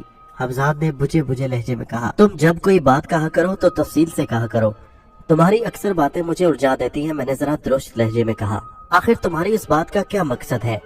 ہاں، وہ رات اب کبھی نہیں آئے گی، حمزات نے کہا، کیونکہ ماپارا نے آج صبح خودکشی کر لی ہے۔ کیا؟ میں چیخ پڑا، کہیں میرے کان مجھے دھوکہ تو نہیں دے رہے؟ نہیں نہیں، تم نے یہ نہیں کہا، مجھے یقیناً دھوکہ ہوا ہے، تم نے کچھ اور کہا ہے، تم نے یقیناً کچھ اور کہا ہے۔ حمزات بولا، میں نے جو کچھ کہا ہے اور آپ نے جو کچھ سنا وہ حقیقت ہے اور اس حقیقت کو بدلا نہیں جا سکتا۔ آج صبح جب میں اسے چھوڑ کر آپ کے پاس آ گیا تھا تو اس کے فوراً بعد اس نے خودکشی کر لی تھی۔ حمزات نے سنجیدگی سے کہا، نہیں نہیں، یہ نہیں ہو سکتا، وہ مجھے اس طرح تڑپتا ہوا چھوڑ کر نہیں مر سکتی۔ تم نے ایسا اسے کرنے سے کیوں نہیں روکا؟ بتاؤ، جواب دو۔ تم نے اس کی طرف سے مجھے کیوں بے خبر رکھا؟ اور اس کے بعد میری آواز بھر آ گئی۔ میں اس وقت آپ کی خدمت میں تھا جب میرے علم میں یہ اندوزناک بات آئی۔ وہ اپنی جان سے گزر چکی تھی اور آپ اس وقت تک سو چکے تھے، اور میں نہیں چاہتا تھا کہ یہ منحوس خبر آپ کو بیدار کر کے سناؤں، اور ایسی صورت میں جب کہ مہاپارا کے لیے ہم کچھ نہیں کر سکتے۔ وہ ایک خوددار اور سرکش لڑکی تھی، وہ بہت عظیم تھی، بہت۔ میں شیخ کرامت اس سے ہار گیا۔ مہاپارا نے مجھے شکست دے دی، وہ جیت گئی۔ مجھے اپنے جذبات پر قابو پانا مشکل ہو رہا تھا۔ اس نے ایک دن بھی اپنی بے عزتی کی زندگی برداشت نہیں کی۔ وہ معمولی لڑکی بن کر زندگی نہیں گزارنا چاہتی تھی، وہ اپنی مرضی اور اپنی پسند کی زندگی گزارنا چاہتی تھی۔ اس نے حکم دینا سیکھا تھا، حکم ماننا نہیں۔ वो मजलूम बनकर जिंदा नहीं रह सकती थी, वो जालिम थी। क्या ये जुल्म नहीं कि वो मुझे इस तरह बिलखता और बैन करता हुआ छोड़ गई? उसने अपनी मर्जी की जिंदगी गुजारी और अपनी मर्जी ही की मौत पसंद की। मैं न जाने जज्बात में क्या क्या कहता रहा और न जाने कितनी देर अपने हवास में न आया। हमजाद खामोशी से सर झुकाए मेरे रोने और तड़पने को देखता रहा। फिर जब मेरी जरा हालत कुछ बेहतर हुई तो मैंने हमजाद से पूछा, क्या उसे दफना दिया गया? हमजाद ने जवाब दिया, जी हाँ। मैं आखिरी बार उसकी सूरत भी न देख पाऊंगा, कितना बदनसीब हूं मैं। मेरी आंखें भर आईं। उसके बाद हमजाद ने मुझे बताया कि मापारा ने गले में फंदा डालकर इस कमरे में खुदकुशी कर ली जहां मैंने उसे आखिरी बार देखा था। मापारा की मौत ने मेरे दिल पर वो चरका लगाया था जिसका अंदाजा लगाना मुश्किल था। उस सदमे ने मुझे बेहाल कर दिया था। मापारा की मौत ने औरत के बारे में मेरे अंदाजे फिक्र को बदल कर रख दिया था। मैं अब अच्छी तरह समझ चुका था कि मर्द चाहे जितना भी ताकतवर हो, लेकिन औरत की मर्जी और मंशा के बगैर किसी भी तरह उसे झुकने पर मजबूर नहीं कर सकता। मापारा के अंदोहनाक वाक़े के बाद कुछ दिन तक जैसे मेरी जिंदगी एक जगह ही ठहर गई। मैं दिन रात फ्लैट में पड़ा रहता। जिंदगी से जैसे मेरी दिलचस्पी खत्म सी हो गई। लेकिन दर हकीकत ऐसा नहीं था। अभी हंगामे मेरी तलाश में थे। मापारा की मौत को अभी 3-4 दिन ही गुजरे थे कि एक सुबह हमजाद ने मुझे आकर इतला दी कि जब्बार ने मिलिट्री के तशद्दुद के सामने सब कुछ सच सच कबूल कर लिया है और गुज़श्ता रात ही मिलिट्री ने मेरे कोलो टोला वाले फ्लैट पर छापा मारा और अब वो तमाम शहर में मुझे तलाश करते फिर रहे हैं। उन्हें जब्बार की बातों पर अभी पूरी तरह यकीन नहीं आया है। दरअसल उसने ये मानने से इनकार कर दिया है कि उसका ताल्लुक अंग्रेजों के खिलाफ किसी खुफिया तंजीम से है, लेकिन उन्हें आपकी तलाश जरूर है। इस दौरान कुछ आला हुकाम दिल्ली से कलकत्ता पहुंच चुके हैं जो पहले इस केस की तहकीकात पर मामूर रह चुके हैं। उन्होंने भी जब्बार से पूछगिछ शुरू कर दी है, मगर जब्बार की पुरस्रार बातें सुनकर उन्हें इस पर यकीन नहीं। वो किसी हमजाद के वजूद को मानने से पर तैयार नहीं। हमजाद ने मुझे आगाह किया, तो इसका मतलब ये है कि उसने अपने और मेरे बारे में जो कुछ इल्म था सब मिलिट्री को बता दिया? मैंने पूछा। जी हाँ, जिन हालात में आपकी और उसकी मुलाकात हुई और फिर जो कुछ हुआ उसने एक एक बात से मिलिट्री के हुकाम को आगाह कर दिया है। हर चंद के हुकाम को उसकी बात पर यकीन नहीं आया क्योंकि उनके सामने खुफिया तंजीम के उस रुकन का बयान भी है जिसने मापारा के ज़रिए असर मरने से पहले तमाम तंजीमों का सरबराह आपको बताया था। फिर जब्बार का आपके साथ जेल में रहना, वहां से फरार, उसके बाद उसका पकड़ा जाना और रहा होना, ये तमाम बातें ही इस बात का सबूत फराहम करती हैं कि उसका ताल्लुक आपसे है। फिर उसने एक अंग्रेज को कत्ल भी किया है। इस वाकया को भी फरामोश नहीं किया जा सकता। हमजाद ने मुझे तमाम सूरत हाल बता दी। इस वाकया को अभी मुश्किल 2 दिन ही गुजरे होंगे कि एक सुबह मुझे खुफिया तंजीम की तरफ से पैगाम मिला। पैगाम इस मर्तबा भी एक खंजर ही के जरिए फेंका गया था। पैगाम में लिखा था, शेख करामत, हमें यह जानकर खुशी हुई कि तुम्हारे दिल में भी वतन की मोहब्बत जिंदा है और तुम अंग्रेजों के खिलाफ हमारी मदद करने पर आमादा हो, मगर तुम मीरठ से ऐसे गायब हुए कि काफी दिन तक तुम्हारा कोई पता न चल सका। फिर हमने अपने जरिए से मालूम किया कि तुम कलकत्ता पहुंच चुके हो और अब इस बात की तस्दीक भी हो चुकी है। हमारे इल्म में ये आ चुका है कि तुम्हारा साथी मिलिट्री की कैद में है और उसने तुम्हारे बारे में सब कुछ बता दिया है। इससे तुम्हारे और उसके इख्तलाफात का पता चलता है। बहरहाल हमें इस बात से कोई गर्ज नहीं और हम तुम्हारे जाती मामलात में नहीं उलझना चाहते और ना ही हमारा मकसद तुम्हें कोई नुकसान पहुंचाना है। बहुत जल्द हमारा एक नुमाइंदा किसी भी रात तुमसे राब्ता कायम करेगा। इस अरसे से मैं तुम्हारा इरादा बदल चुका हो तो हमें तुमसे कोई शिकायत नहीं होगी। तुम हमारे भेजे हुए आदमी से साफ साफ अपने दिल की बात कर सकते हो। इस सूरत में भी तुम हमें अपना दुश्मन नहीं पाओगे। हमारे आदमी की शिनाख्त यह है कि उसके सर पर सबज इमामा होगा, एक मुहिब्बे वतन। पैगाम पढ़कर बहुत देर तक मैं ख्यालों में खोया रहा। मुझे वो लोग बड़े अजीब लगे जो एक अजीम मकसद के लिए अपनी जिंदगियां वक्फ कर चुके थे। मैंने जिंदगी में पहली बार खुद को बहुत कम तर महसूस किया। मैं यकीनन उनसे बहुत छोटा था। आखिर मेरी जिंदगी का मकसद ही क्या था? मैं अब तक सिर्फ अपने लिए जिंदा रहा था। मैंने अपने ऐशो आराम के लिए सब कुछ किया था। काफी सोचो विचार के बाद मैंने अपने दिल में फैसला कर लिया कि मैं यकीनन उन लोगों का साथ दूंगा। लेकिन उसी दिन मुझे हमजाद ने एक ऐसी इतला दी जिसने मेरे होशो हवास ठिकाने लगा दिए। इन हालात में जबकि मैं हर कीमत पर खुफिया तंजीमों का साथ देने का फैसला कर चुका था, ये इतला मेरे लिए इंतहाई अंदोनाक और किसी बड़े खतरे का पेशखेमा थी कि मिलिट्री के हुकाम ने जब्बार को गुस्ल करने का मौका फराहम कर दिया और वो हमजाद को तलब करने में कामयाब हो गया। मैंने बेताबी से पूछा, मगर ये हुआ किस तरह? जब मिलिट्री के हुकाम ने उस पर तशद्दुद के तमाम हरबे आजमा लिए और पूरी तरह यकीन हो गया कि जब्बार उससे ज्यादा कुछ नहीं जानता जो वो बता चुका है, तो उन्होंने जब्बार की सदाकत को परखने के लिए उसे सर से पांव तक पानी में भिगो दिया। हुकाम ने कहा कि अगर जब्बार सच कहता है तो वो अब अपने हमजाद को तलब करे, फिर तो आप जानते ही हैं कि क्या हुआ होगा। मुझे उसका मौका ही न मिल सका कि मैं कुछ कर सकता। बस अचानक ही मिलिट्री के अफसर ने कुछ सोचा और उस पर पानी की बाल्टी भर के डाल दी। जब्बार यूं भी तशद्दुद सहते सहते अब बेदम हो चुका था और खतरा ये था कि कहीं वो मर ही न जाए। हमजाद ने मुझे बताया। तो क्या वो मिलिट्री की कैद से फरार होने में कामयाब हो गया? मैंने पूछा। जी नहीं, अब उसकी जरूरत नहीं। अंग्रेज हुकाम ने एक और चाल चली है। वो जब्बार की पुरस्रार ताकतों से बहुत मुतासिर हुए हैं और उन्होंने ये फैसला किया है कि जब्बार की पुरस्रार कुव्वतों को अंग्रेजों के खिलाफ काम करने वाली खुफिया तंजीमों के मुकाबले में इस्तेमाल करें।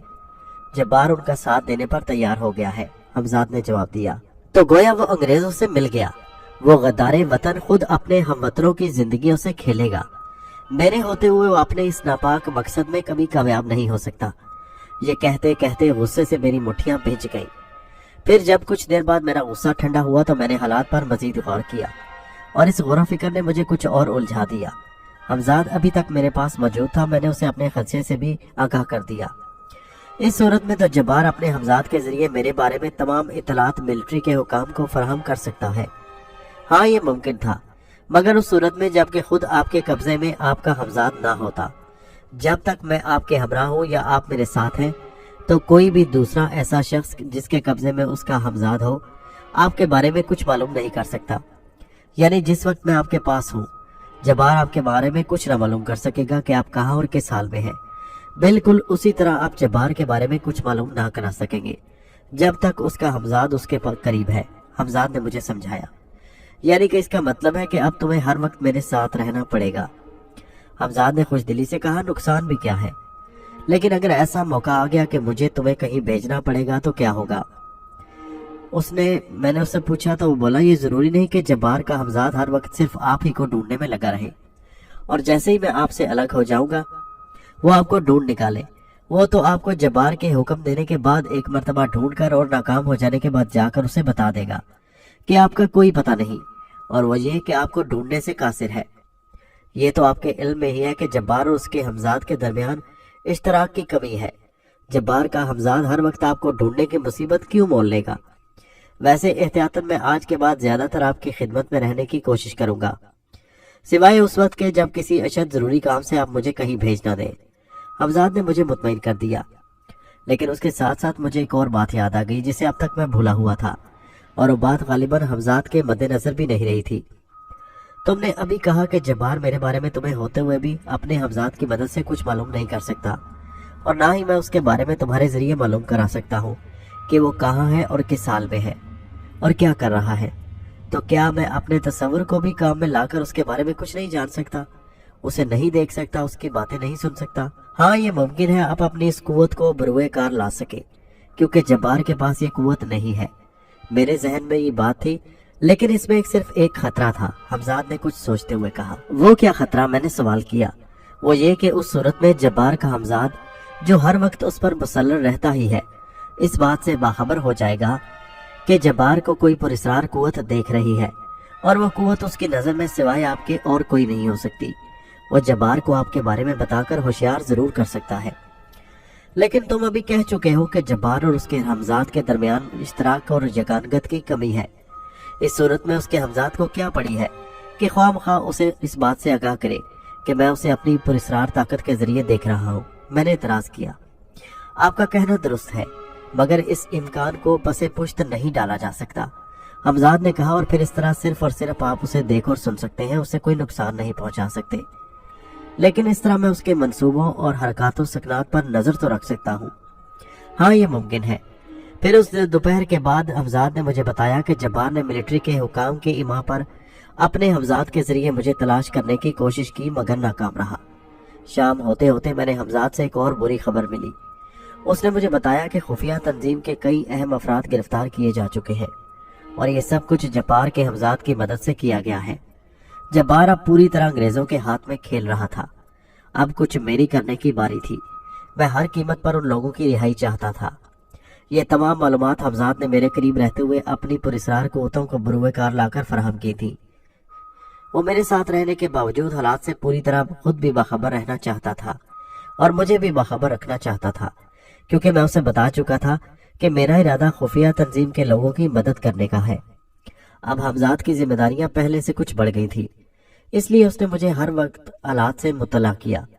हालांकि अभी खुफिया तंजीम का कोई नुमाइंदा मुझसे मिल नहीं पाया था, मगर मैं अपने तौर पर एक फैसला कर चुका था और मैंने उस पर अमल करना शुरू कर दिया था। यह सूरत हाल बहुत नाजुक थी कि खुफिया तंजीम के अफराद हुकाम की नज़र में आते जाते रहे, और ना सिर्फ नज़र में आते जा रहे थे बल्कि उनमें से कुछ गिरफ्तार भी किए गए।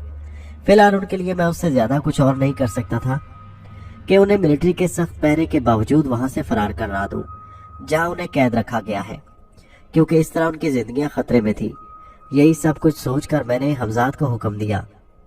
हालात पेचीदा होते जा रहे हैं। मेरी समझ में फिलहाल सिर्फ यही है कि जो लोग गिरफ्तार हो चुके हैं उन्हें किसी तरह बचाया जाए, वरना उनकी जिंदगियां खतरे में पड़ जाएंगी। अंग्रेज दरिंदे उन्हें किसी भी हाल में जिंदा नहीं छोड़ेंगे। तुम फौरन रवाना हो जाओ और जिस कदर जल्द मुमकिन हो उन तमाम लोगों को वहां से फरार करा दो। हमजाद के जाने के बाद मैं काफी देर तक बिगड़े हुए हालात पर गौर करता रहा।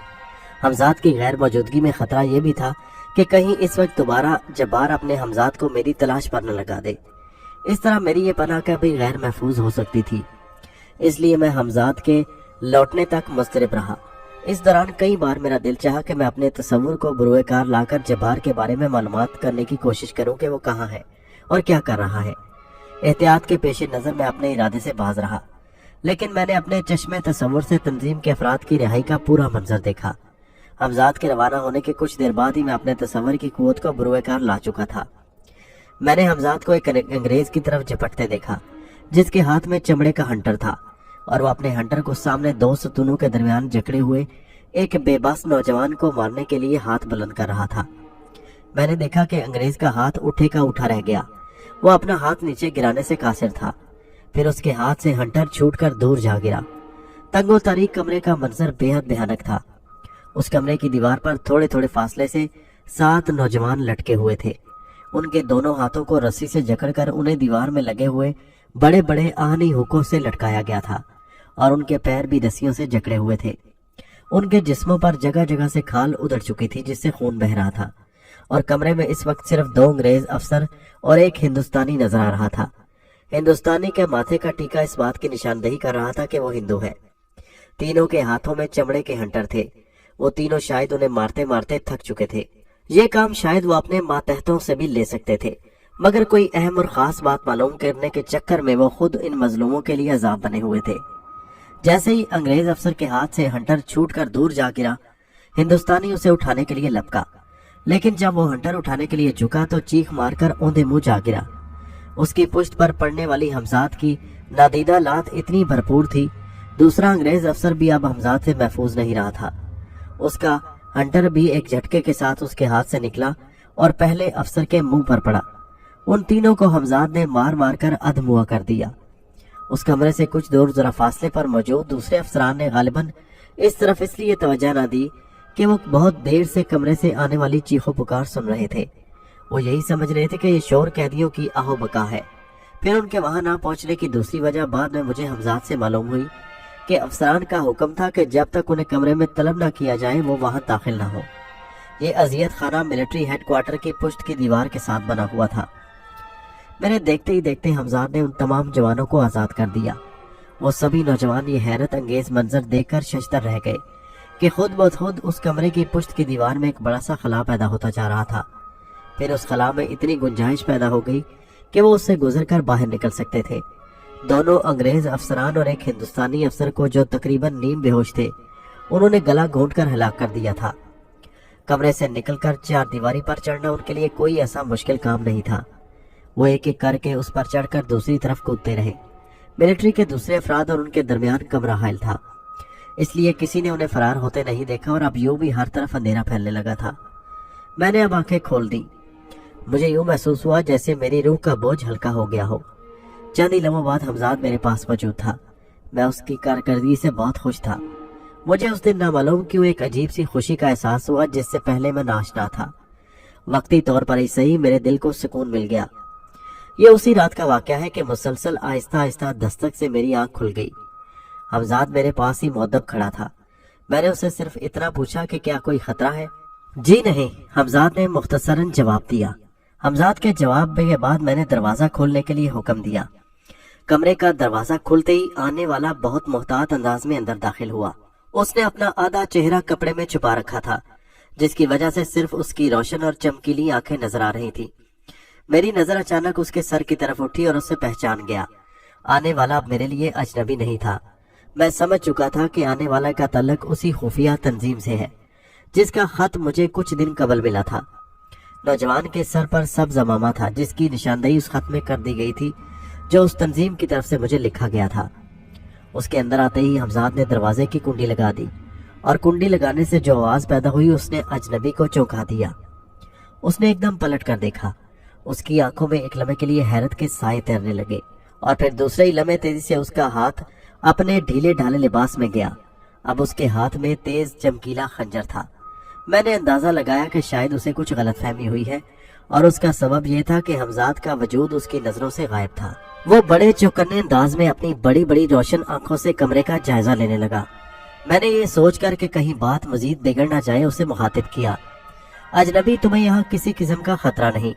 تم اس وقت شیخ کرامت کے روبرو کھڑے ہو۔ یہاں اس وقت میرے علاوہ اور کوئی نہیں۔ مجھے یقین ہے کہ تمہیں یہاں آنے سے پہلے میرے بارے میں بہت کچھ بتا دیا ہوگا۔ دروازے کے خود بخود بند ہو جانے پر حیران ہونے یا کسی قسم کی غلط فہمی میں مبتلا ہونے کی ضرورت نہیں۔ یہ میری پراسرار طاقت کا ایک ادنا سا کرشمہ ہے۔ تمہارے مزید اطمینان کے لیے میں تمہیں یہ بتا دوں کہ میں بہرحال تم لوگوں کا ساتھ دینے کا فیصلہ کر چکا ہوں۔ یہ کہہ کر میں اپنے جملوں کا رد عمل جاننے کے لیے اس کے چہرے کی طرف دیکھنے لگا۔ شاید چند لمحے اجنبی نے کچھ سوچا اور پھر اپنا خنجر لباس میں کہیں چھپا لیا۔ غالباً اس نے میرے لہجے کی سچائی کو محسوس کیا تھا۔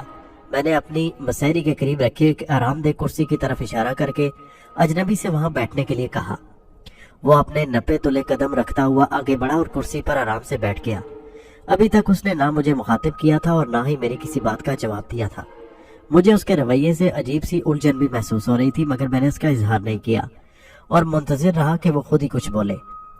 لیکن کچھ بولنے سے پہلے اس نے پہلے چہرے سے نقاب ہٹایا اور یہی وہ لمحہ تھا جب مجھے محسوس ہوا کہ ایک بجلی سی کوند گئی ہو۔ وہ میرے لیے ایک ذہنی جھٹکا ہی تھا۔ میں نے کتنی دفعہ پلکیں جھکائیں، شاید مجھے میری آنکھوں دھوکہ دے رہی ہوں۔ میرے لیے یہ قطعی غیر متوقع بات تھی۔ بڑی بڑی روشن آنکھیں مجھے گھور رہی تھی۔ وہ چہرہ اتنا ہی حسین تھا کہ کچھ دیر کے لیے میں اس کے خد و خال میں کھو سا گیا۔ اجلی رنگت، کالی چمکیلی نشیلی سی آنکھیں، ہونٹ گلاب کی پنکھڑیوں کے جیسے، رخساروں کی سفیدی میں ہلکی ہلکی سرخی گلی اور چوڑی پیشانی پر سبز امامہ اس طرح بندھا ہوا تھا جیسے دلہن کے سر پر صحرا سجا ہو۔ بڑی بڑی آنکھوں پر لمبی سیاہ پلکیں، ستواں ناک اور بال امامے میں چھپے ہوئے جن کا میں صرف تصور ہی کر سکتا تھا۔ دائیں رخسار پر خفیف سا گڑا جیسے نرم سبک رو پانی میں بھنور پڑ جائے، گلابی ہونٹوں سے جھانکتی ہوئی سفید دانتوں کی کتار، ابرو جیسے دو کمانیں کھچی ہوئی۔ میں اسے دیکھتے کا دیکھتا رہ گیا اور ذہن میں عورت کے حسن پر لکھے جانے والے فارسی اور اردو کے نہ جانے کتنے شعر گونج گئے۔ آج بھی وہ چہرہ یاد آتا ہے تو یادوں میں چراغ سے جلنے لگتے ہیں۔ میں نہ جانے کب تک اسی محویت میں گم رہتا کہ میرے سماعت میں گھنٹیاں سی بج اٹھی۔ اس کی آواز، جھنکار، گونج اور ٹھنڈک میں نے اپنی روح میں اترتی محسوس کی۔ شیخ، تمہیں مبارک ہو کہ تم نے سچائی کے حق میں فیصلہ دیا۔ ہم تمہیں خوش آمدید کہتے ہیں۔ اب تم اکیلے نہیں رہے، تمہارے ساتھ سرفروشوں اور جانبازوں کا وہ قافلہ ہے جو وفا کرنا اور وفا نبھانا جانتا ہے۔ مجھے یقین ہے کہ تم ہمیں کبھی مایوس نہیں کرو گے۔ وفا کرنا اور وفا نبھانا، کیا تم سچ کہہ رہی ہو؟ میں جیسے خواب کے عالم میں اس سے پوچھ رہا تھا۔ ہاں، یہ ابھی صرف الفاظ ہیں، مگر جب یہ الفاظ تمہارے تجربہ بنیں گے تو تمہیں خود بخود ان کی سچائی پر یقین آ جائے گا۔ میری نظریں اس کے چہرے کا طواف کر رہی تھیں۔ اس چہرے پر ایک عجیب سی معصومیت اور تقدس تھا۔ ایسا تقدس میں نے اس سے پہلے کسی عورت کے چہرے پر نہیں دیکھا تھا۔ ایک ایسا تقدس جس میں پاکیزگی اور طہارت تھی، جس کے روبرو عام سطحی اور سفلی جذبات نہ جانے کہاں کھو جاتے۔ حسن اور تقدس کے اس امتزاج کے سامنے کوئی منہ زور جذبہ سر نہیں ابھارتا۔ میں نے اس لمحے اپنے اندر گھٹیا اور سفلی جذبات کو گہری نیند سوتے ہوئے محسوس کیا۔ یہ تجربہ میرے لیے قطعی نیا تھا۔ روب، حسن اور خود فراموشی کے احساس سے میری پلکیں جھک گئیں۔ वो कौन थी, उसका नाम क्या था, मुजाहिदों की खुफिया तंजीम से उसका क्या ताल्लुक था, वो उनमें किस तरह और क्यों शामिल हुई, मुझे कुछ भी मालूम नहीं था। मगर उस वक्त मुझे महसूस हो रहा था कि मैं उसे बरसों से जानता हूँ। वो मेरे लिए अजनबी नहीं है। न जाने क्यों मेरे दिल में उसके लिए अपनायत का जज्बा पैदा हो गया, जैसा वो मेरी अपनी हो, जैसे उसके सारे दुख सुख में जानता हूँ, जैसे मैं उसके दुखों में शरीक हूँ और जैसे मैं उसके इश्क में मुब्तला हूँ। बिल्कुल रवायती आशिकों की तरह जो अपने महबूब की एक एक अदा पर अपनी जान निसार कर देते हैं। इश्क की पाकीज़गी जिनके दिलों में हवस को मिटा देती है, जिसकी जिंदगी का मकसद सिर्फ इश्क और इश्क से माला माल होते हैं, जो सिर्फ इश्क करने के लिए पैदा होते हैं, मिलने के लिए पैदा होते हैं, फना हो जाने के लिए जिंदा रहते हैं। मेरी महवियत फिर टूट गई, वो मुझसे हम कलाम थी। मैं तुम्हें सिर्फ ये इतला देने आई हूँ कि कल इसी वक्त फिर आऊंगी, तुम्हें कल मेरे साथ चलना होगा। मैंने खोए हुए लहजे में पूछा, कहाँ? उसने जवाब दिया, ये कल ही तुम्हें मालूम हो जाएगा। और फिर वो बाहर का झोंका इस तरह गुजर गया कि मैं देर तक उसकी खुशबू आटे अपने दर्दे दिल से महसूस करता रहा। और जब मैं उस खुशबू के हिसार से बाहर निकला तो हमजाद मुझे हैरत से देख रहा था। उससे मेरी कैफियत पोशीदा नहीं रही थी। मैं चंद ही लम्हों में जैसे बिल्कुल बदल कर रह गया। मैं अपने ख्यालों की अंजुमन को उसके तस्वुर से आबाद रखना चाहता था, इसलिए मैंने हमजाद से किसी भी किस्म की गुफ्तगू मुनासिब न समझी। मुझे अपनी रूह में एक अजीब सी बेनाम निशात का एहसास हो रहा था और इस निशातों बेखुदी की कैफियत से मैं बाहर नहीं आना चाहता था। मैंने हमजाद से सिर्फ इतना कहा कि अब मैं सोचना चाहता हूँ, और फिर मैं आंखें बंद करके उसके तस्वुर में खो गया जिसके नाम तक से मैं नाशना था। सुबह जब मैं अपनी पलकों पर हसीन ख्वाबों का खुशगवार बोझ लिए उठा तो मैंने खुद को बहुत हल्का फुल्का महसूस किया। क्या मेरा गुनाहगार माजी गुजरने वाली रातों के लंबे सायों में कहीं रुपोश हो गया? जैसे मेरे अंदर किसी नए इंसान ने जन्म लिया हो, वो इंसान जिसका तस्वुर हुस्न बदल चुका था, जिसका तस्वुर खैरो नए मैनी की तलामस में था। उस इंसान को अपनी तलाश थी और शायद उस तलाश में वो अजनबी चेहरा भी उसके हमरा था। जब ख्यालों की धुंध छटी तो मुझे हमजाद का चेहरा नजर आया। आने वाले लम्हों के सवाल एक एक करके मेरे जहन में गूंजने लगे। सवालों के गिरदाब से एक सवाल बार बार उभरता, वो कौन थी? हमजाद ने कहा, नाहीद। मुझे जैसे मेरे सारे सवालों का जवाब मिल गया। हमजाद मेरा जहन पढ़ चुका था और जहन में उभरने वाले सवालों से पूरी तरह बाखबर था। उसे मुझसे कुछ पूछने की जरूरत नहीं थी, वो मेरा हर आलम और हर कैफियत जानता था। मैं उस वक्त नाहीद के बारे में सब कुछ जानने के लिए बेताब था। हमजाद ने मुझे उस अजनबी लड़की का नाम नाहीद बताया था जिसने मेरी जिंदगी बदल कर रख दी, एक ही नजर में जिसने मुझे अपना दीवाना बना लिया। और अब हमजाद मुझे उसके बारे में तफसीलात से आगाह कर रहा था। नाहीद एक मजलूम लड़की है। उन खूनी मनाजर को वो आज तक नहीं भूल सकी जब सरेआम लोगों को फांसियां दी गई, जब बासमत और गैरतमंद बर्दानशीन औरतों ने अपनी इज्जत और आबरू महफूज रखने के लिए कुओं में छलांगे लगा दी। और उन्हीं छलांग लगाने वालों में नाहीद की माँ और बड़ी बहन थी। नाहीद के 2 जवान भाई और ज़ईफ बाप अंग्रेजों की वहशत और बर्बरियत की भेंट चढ़ गए। उन तीनों को गोली मार दी गई क्योंकि उन्होंने अपने वतन से मोहब्बत की थी और वो अपने वतन की अंग्रेजों के वजूद से पाक करना चाहते थे। 1857 की जंगे आज़ादी ने नाहीद से उसकी मोहब्बत करने वाली माँ, शफकत करने वाले बाप, उसकी अजीज बहन और उस पर जान छिड़कने वाले नौजवान भाइयों को छीन लिया। नाहीद का ताल्लुक यूपी के एक बाइज्जत खानदान से है जो बहुत देर पहले कलकत्ता में आकर आबाद हो गया था। सारे हंगामे में नाहीद इसलिए जिंदा रह गई कि सफाक और जालिम सिपाहियों ने उसे मुर्दा समझ लिया, जबकि वो अपने जवान भाइयों की लाशें देखकर सिर्फ बेहोश हो गई थी। आग और खून का ये सैलाब जब थमा तो नाहीद इस भरी दुनिया में तन्हा थी।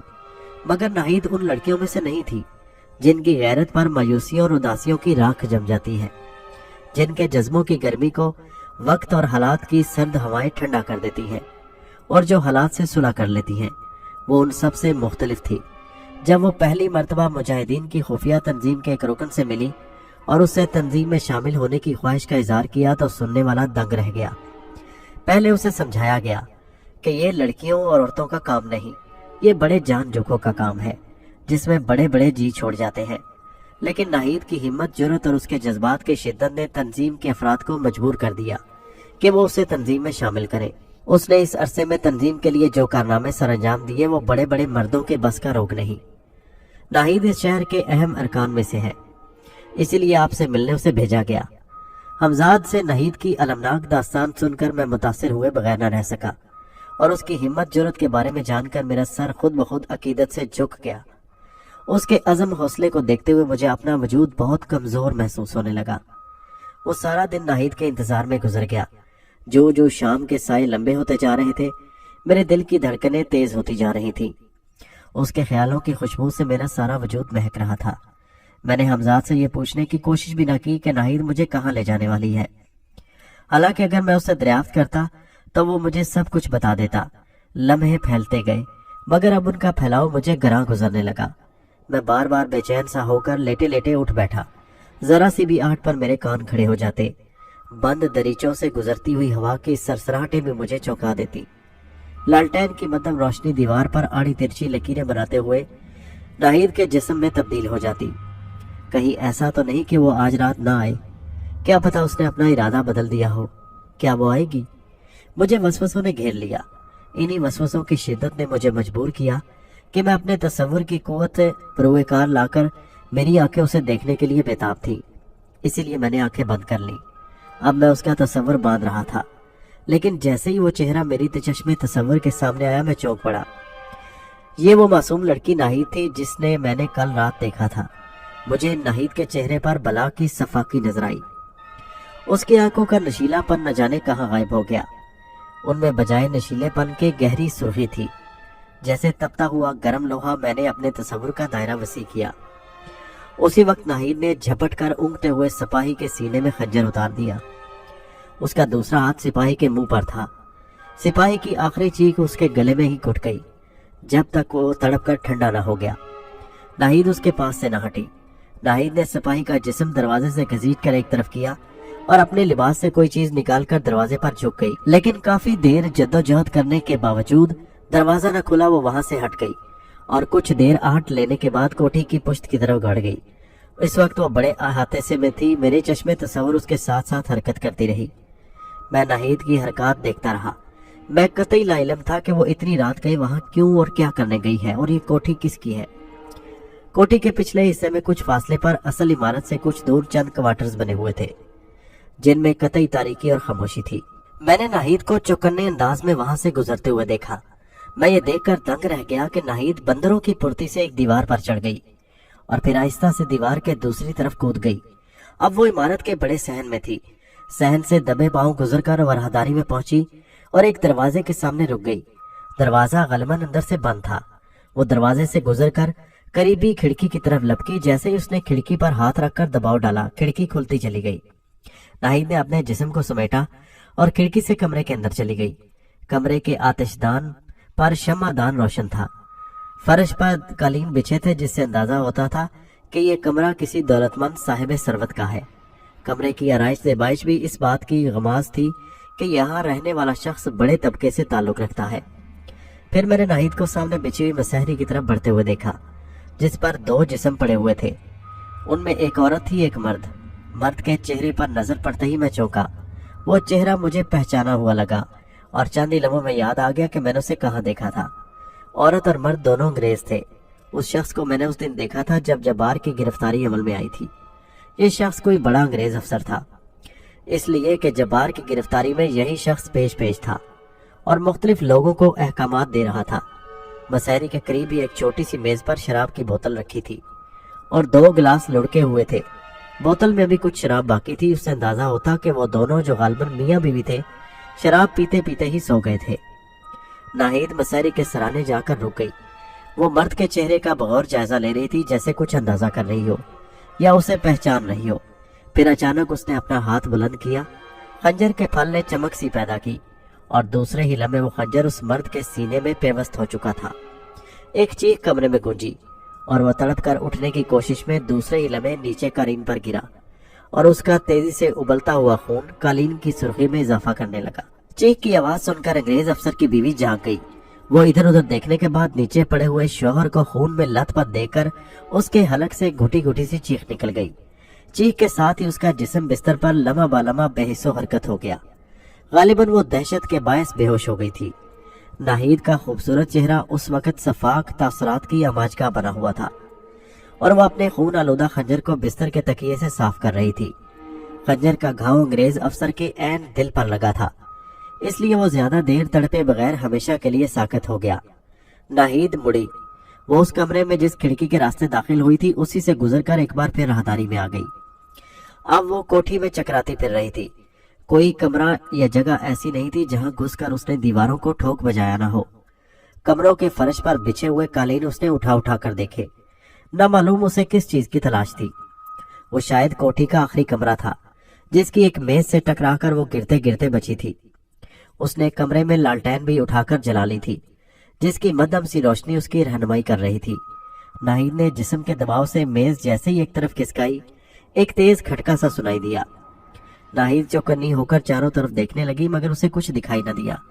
फिर उसने कमरे के कालीन भी उल्टाने शुरू कर दिए और जैसे ही उसने दीवार के करीब बिछे हुए कालीन का कोना उल्टा, उसके चेहरे पर खुशी की परछाइयां सी नाचने लगी। उसे जिस चीज की तलाश थी गालिबन वो उसे मिल चुकी थी। फर्श पर एक चौकोर नमा खला मौजूद था और उस खला के रास्ते हल्की हल्की रोशनी बाहर आ रही थी। मैंने सोचा कि यकीनन वो किसी तहखाने के रास्ते की तलाश में थी जो उसे मिल गया है। नाहिद ने लालटेन उठाकर खला में उतर गई। सीढ़ियां अबूर करते ही उसकी नजर सामने वाली दीवार पर पड़ी। मैंने देखा उसकी पलकें बोझल हो गई। उसकी आंखों में आंसू थे और चेहरे की खोई हुई मासूमियत फिर लौट आई थी।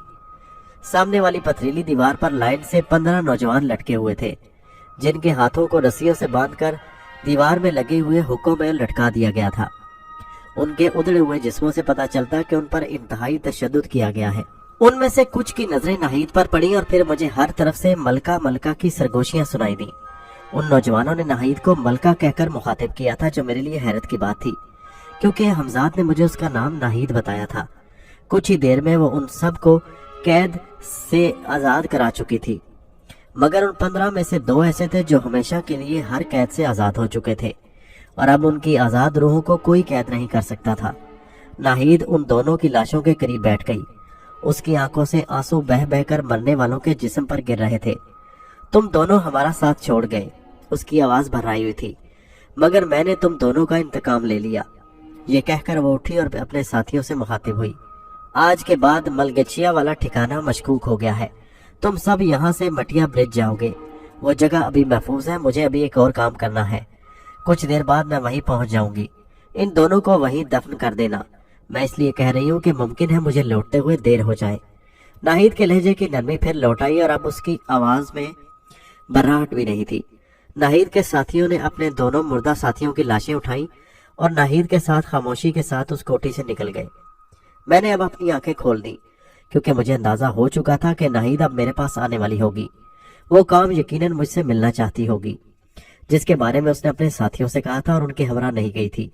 इस सूरत-ए-हाल ने मुझे फिक्रमंद कर दिया। इसका मतलब ये था कि मुजाहिदीन की गिरफ्तारियां अब भी जारी थी और जाहिर है कि इन गिरफ्तारियों के पीछे जब्बार का हाथ था। उसी ने आला हुकाम को मुजाहिदीन के ठिकाने से आगाह किया था और उसने अपने हमजाद के जरिए मुजाहिदीन के बारे में मालूमात इकट्ठी करके अंग्रेजों तक पहुंचाई होंगी। मैं चाहता तो जब्बार को उसी वक्त खत्म करा देता जब हमजाद ने मुझे बताया था कि वो नापाकी की हालत में है। उस वक्त उस पर हमला किया जाना मुमकिन था और वो अपना बचाव भी नहीं कर सकता था, लेकिन मैं अपनी आदत और मिजाज से मजबूर था। मेरी सरशत ही कुछ ऐसी थी कि मुझे दुश्मन को तड़पा तड़पा कर मारने में लुत्फ आता था और कभी कभी मेरा यही मिजाज मेरे लिए नुकसानदेह साबित हो जाता, मगर मैं अपने मिजाज और आदत के सामने मजबूर था। जिन मुजाहिदीन को आज नाहिद ने आजाद कराया था उन्हें कब गिरफ्तार किया गया था मैं इससे बेखबर था। यही जानने के लिए मैंने हमजाद को मुखातिब किया जो मेरे करीब था। गालिबन जो कुछ जानना चाहता हूँ तुम मुझसे बेखबर नहीं होगे, मैंने उसकी तरफ देखते हुए कहा। जी हाँ, मुझे बखूबी इल्म है कि आप मुजाहिदीन के बारे में जानना चाहते हैं। आज दिन ही में उन्हें जब्बार की निशानदेही पर गिरफ्तार किया गया था और मगर तुमने मुझे दिन में इस वाक़े से मुतला क्यों नहीं किया, मैंने उसकी बात काट कर कहा। आप आज दिन में बहुत खुश नजर आ रहे थे और कैफो सरशारी की जिस कैफियत से गुजर रहे थे मैं उसे तोड़ना नहीं चाहता था। मैंने कहा तुम्हें इल्म है कि मुजाहिदीन को इसकी कितनी बड़ी कीमत अदा करनी पड़ी। मेरे लहजे में तलखी थी। जी हाँ, मुझे उन 2 शहीदों का अफसोस है जिन्होंने इंतहाई तशद्दुद के सबब जान दे दी जबकि उन्हें बरवक्त इमदाद से बचाया भी जा सकता था। मेरे लहजे की तलखी बढ़ गई। तुमने मेरी खुशी पर 2 इंसानों को भेंट चढ़ा दिया। मुझे ऐसी खुशी नहीं चाहिए। मेरी आंखें मुस्तकबिल में झांकने की अहल है और मैं देख रहा हूँ कि दुखों और आजमाइशों का एक लंबा दौर शुरू होने वाला है। मैं आपका खादिम हूँ और वफादार हूँ आप मुझे जो हुक्म देंगे मैं उसे हर तरह बचा लाने का पाबंद हूँ, लेकिन मेरा फर्ज ये भी है कि मुस्तकबिल में पेश आने वाले खतरात से आपको आगाह करता रहूं। आपने अपनी जिंदगी के लिए आइंदा जिंदगी में जो रास्ता इंतखाब किया है वो बहुत कठिन, दुश्वार और जानलेवा है, जबकि आप मेरे होते हुए एक मिसाली जिंदगी बसर कर सकते हैं। आपके नजदीक कोई दुख नहीं आ सकता, लेकिन मैं देख रहा हूँ कि आप दुखों से भरी हुई जिंदगी को खुद गले लगाने के लिए आगे बढ़ रहे हैं। हमजाद ने एक ही सांस में बहुत कुछ कह दिया। तो इसका मतलब है कि तुम्हें मेरे फैसले से इख्तलाफ है? मैंने सवाल किया। मुझे इख्तलाफ का कोई हक नहीं, मगर जैसा कि मैंने अभी अर्ज किया कि मेरी आंखें जो कुछ देख रही हैं उससे आपको आगाह करना मेरा फर्ज है, हमजाद ने जवाब दिया। मुझे ये दुख कबूल है। मैंने बहुत सोच समझ कर फैसला किया है। मैं अपनी जिंदगी का मकसद पा चुका हूँ और अब उसे खोना नहीं चाहता।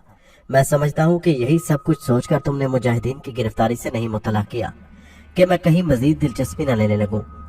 बहरहाल जो कुछ हो चुका सो हो चुका, लेकिन अब से तुम मुझे हर हाल में इस बात से आगाह रखोगे। ये मेरा हुक्म है। जो फैसला कर चुका हूँ उससे पीछे हटने पर किसी सूरत तैयार नहीं। ख्वाह मुस्तकबिल मेरे लिए अपने दामन में दुख और आजमाइशें लाए या सुख। कुछ देर खामोश रहकर मैंने हमजाद से उस अंग्रेज अफसर के बारे में मालूम किया जिसे नाहिद ने ठिकाने लगाया था। वो इस शहर का कमिश्नर था।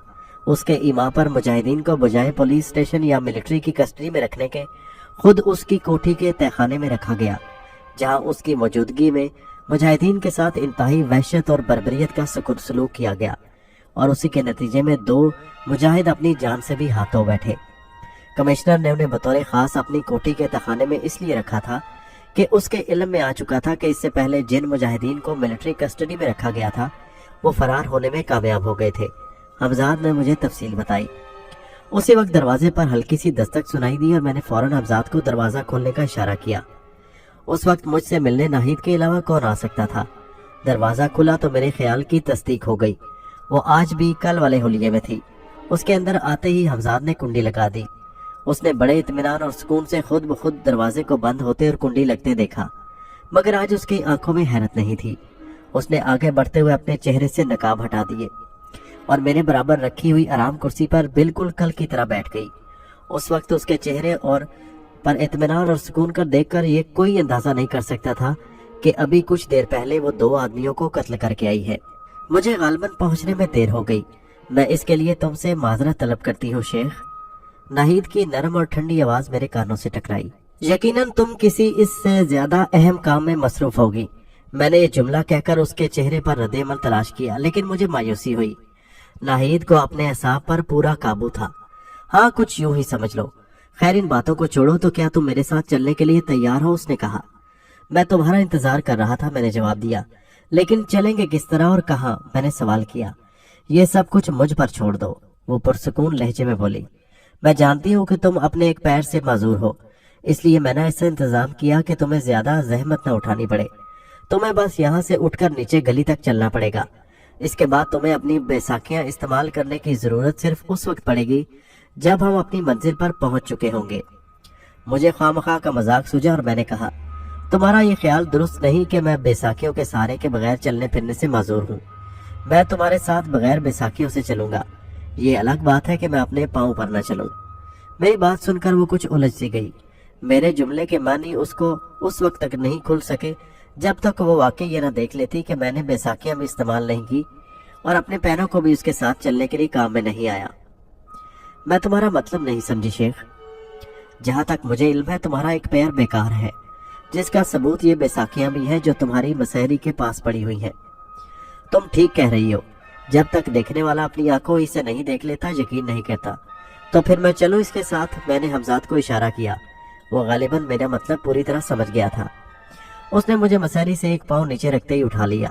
अब मेरे दोनों पाँव कमरे के फर्श से तकरीबन 6 इंच ऊंचे खला में मौलिक थे और मैं तैरता हुआ कमरे के दरवाजे की तरफ बढ़ रहा था। मैंने हमजाद को रुकने का इशारा किया क्योंकि मैंने महसूस किया कि मेरे पीछे नाहिद नहीं आ रही थी। मैंने मुड़कर देखा तो वो हैरत से मुझे घूरे जा रही थी और उसकी आंखों में हैरत के साए मंडला रहे थे। उसके लिए ये यकीन करना मुश्किल था। मैंने कहा, तुमने देखा कि मैंने चलने के लिए बैसाखियां इस्तेमाल की और ना ही अपने पैर। अब तो तुम समझ गई ना? मगर ये किस तरह मुमकिन है? तुम क्या जादू जानते हो? आखिर तुम हो क्या? मैंने कहा, रफ्ता रफ्ता सब जान जाओगी। आप चले, मुझे वापस भी आना है। नाहिद खोई खोई और परेशान सी मेरे साथ सीढ़ियां उतरती रही। बार बार उसकी नजरें मेरे पैरों की तरफ जाती थी। सीढ़ियों से उतरकर मैंने देखा एक शख्स रिक्शा लिए खड़ा है। उस रिक्शे में बैठने का ये मेरा पहला तजुर्बा नहीं था।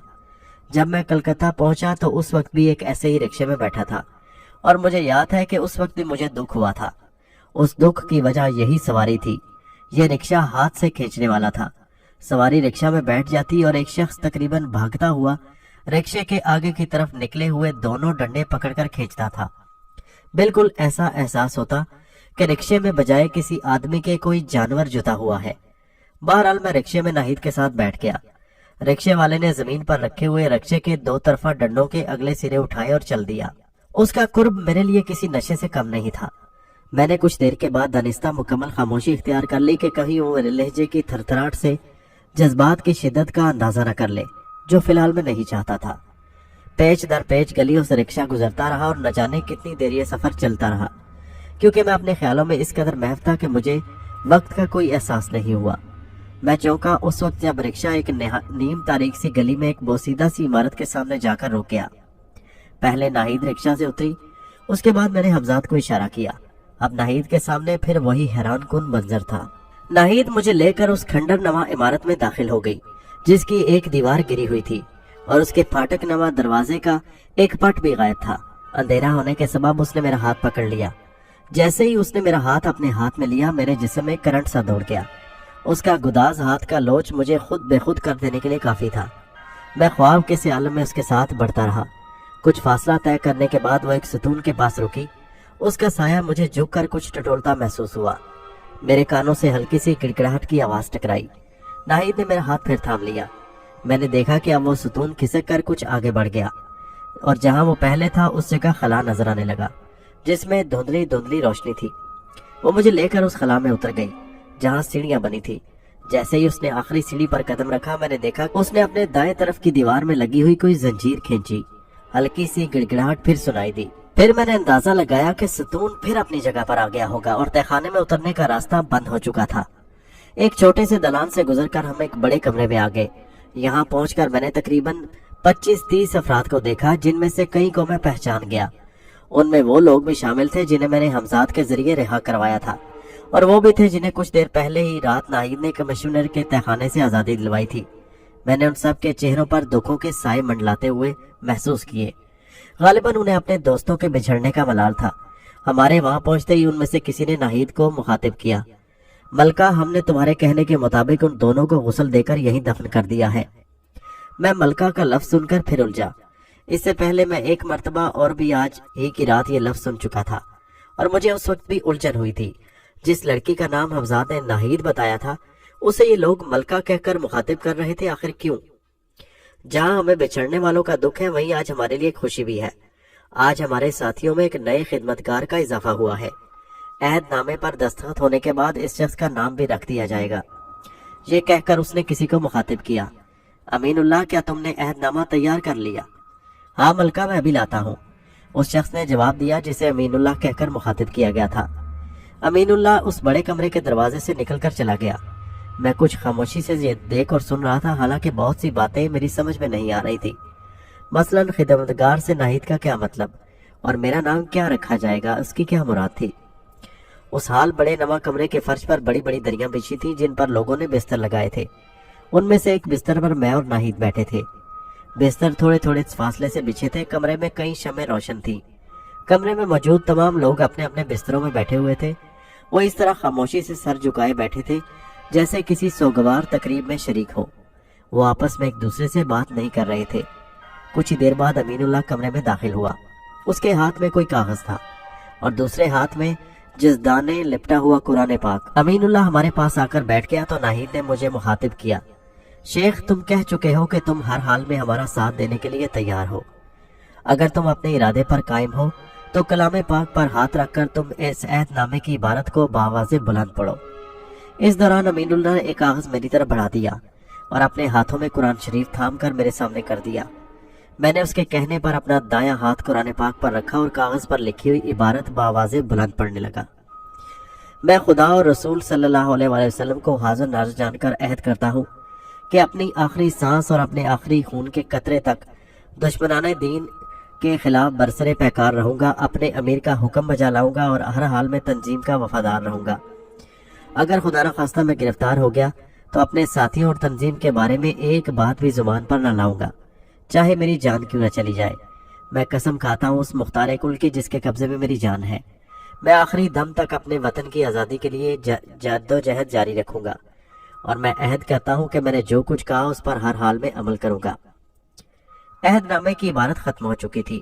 اس دوران میں نے اپنی روح میں ایک عجیب قسم کی تبدیلی محسوس کی۔ میں نے جو کچھ زبان سے ادا کیا اس کا ایک ایک لفظ مجھے اپنی روح کی آواز معلوم ہو رہا تھا۔ مجھ پر ایک بے خودی کی کیفیت طاری تھی، اور اسی کیفیت میں نے اپنی طرف ایک خنجر بڑھتے ہوئے دیکھا۔ یہ ناہید تھی جس نے میری طرف خنجر بڑھایا۔ میں حیرت سے دیکھنے لگا آخر اس کا کیا مقصد ہے، اور اس سے پہلے کہ میں اس سے کچھ پوچھتا اس نے کہا، اس عہد نامے کی سرخروئی کے لیے ضروری ہے کہ تم اپنے خون سے اس پر دستخط کر دو۔ ان الفاظ میں نہ جانے کیا جادو تھا۔ میں نے بغیر سوچے سمجھے اس کے ہاتھ سے خنجر لیا اور اپنے بائیں ہاتھ کی انگلی میں خنجر کی نوک اتار دی۔ انگلی سے تازہ خون ابلنے لگا۔ اسی دوران امین اللہ نے میری طرف سر کرنے کا ایک قلم بڑھا دیا۔ میں نے انگلی سے بہتے ہوئے خون میں اس قلم کی نوک بھگوئی اور پھر عہد نامے پر میرے دستخط ہو گئے۔ دوستو، یہ کہانی جاری ہے، اس کا اگلا حصہ نیکسٹ ویڈیو میں ملاحظہ کیجیے۔